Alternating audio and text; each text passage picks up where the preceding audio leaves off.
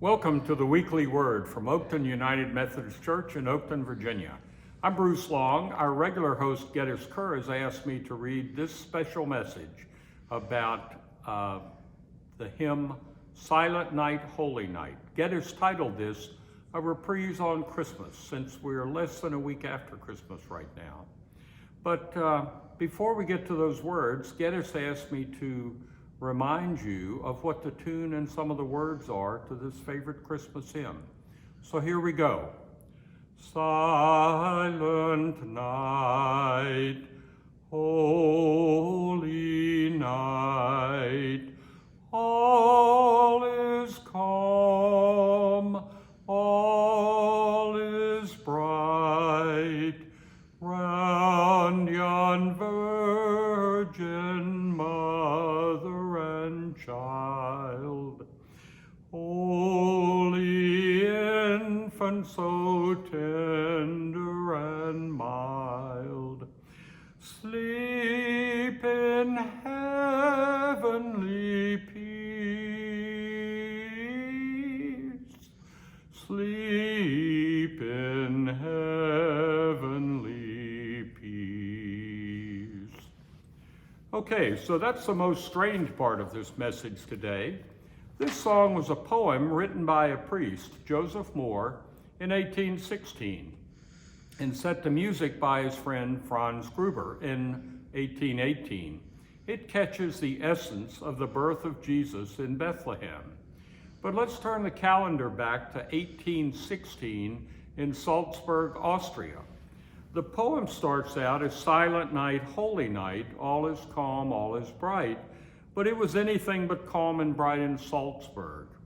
You may recall it was at the end of the Napoleonic Wars, and the Austrian people were suffering, and some were virtually starving in a ruined city. Yet Father Moore took time to meditate on the story in Luke and wrote his poem. This poem has touched the hearts of millions of people every Christmas, but few people know of the struggles Father Moore was living through in Salzburg.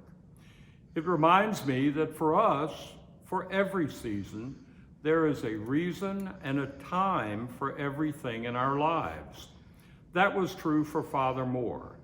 Then in 1818, he asked his friend Franz Gruber, the organist, to set his poem to music. But, of course, there were more problems. The church organ was flooded, so the musician, Franz Gruber, used his guitar to sing the poem the first time. That's actually the way some churches still sing Silent Night, including one in Washington, D.C. in its Chinatown. It is so moving that most people in the congregation tear up while singing it. Whether you read the words or sing the words, it can definitely be very emotional. It gives us a feeling of gratitude for a loving God who sent his Son to earth through a peasant woman and an itinerant carpenter to live on earth among us. Silent Night expresses why God wants us to be happy, as he came to bring grace, joy, and peace into our lives. And then, by believing in him, we can adore him and then feel his love for us throughout eternity. So what happened in Bethlehem and then happened in Salzburg should give us a reason to not only celebrate Jesus Christ at Christmas, but on every day of our time on earth. What happened in Bethlehem and Salzburg in the early 19th century is so much bigger than all of our troubles, that's for sure.